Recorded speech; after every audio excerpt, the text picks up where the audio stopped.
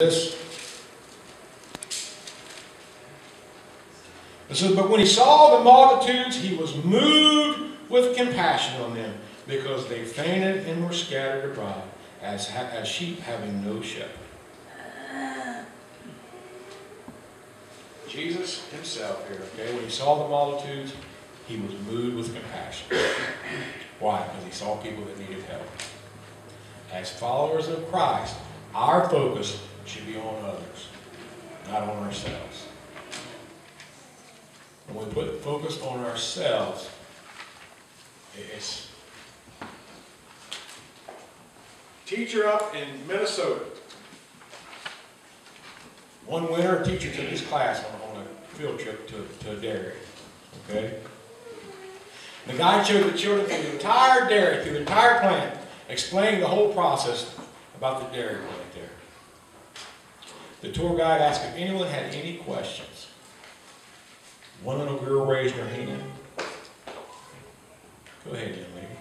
Says, did you notice, she asked, I've got on my new snowsuit? Sometimes we always want to talk about I. We always want to talk about I. And here's what I want you to remember this. When we always want to talk about I, we're not making it better, we're making it bitter. What's the difference between better and bitter? I.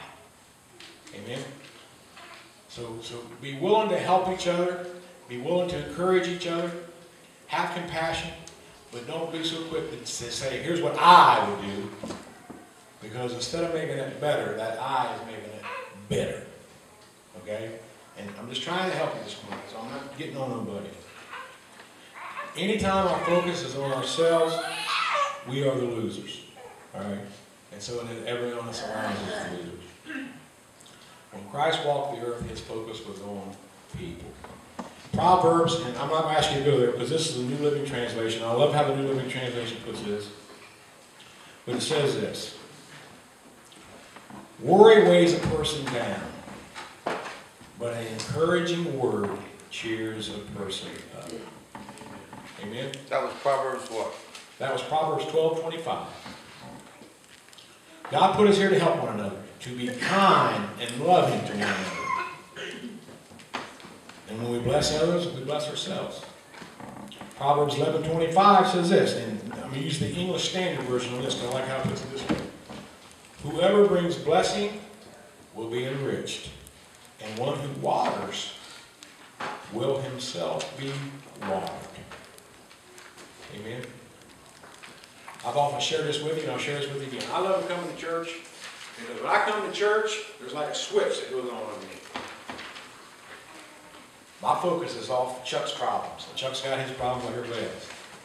But when I come to church, my wife says, you change. It's like a switch, you glow. When you're in church, you glow. And the reason I believe that is because I'm switching my focus to trying to serve you people instead of I. Amen? And if I can help you, and if I can be encouraging you, if I can water you, guess what? The Lord is going to water for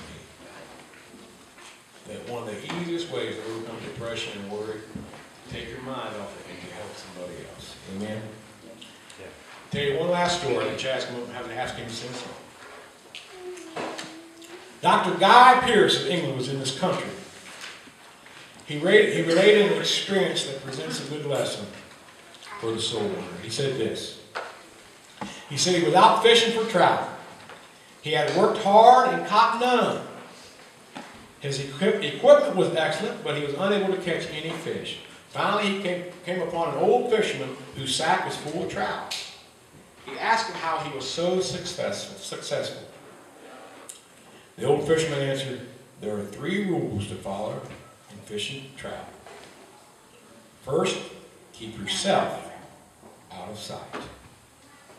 Second, keep yourself further out of sight.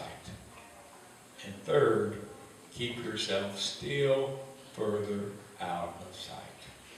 The preacher walked away thinking this. This is the best advice I've ever heard for becoming a successful fisherman. I must keep myself, I, out of sight and put Jesus Christ in full view. Amen? Because I makes it better, not better. Amen? Come up, Chad, sing a song.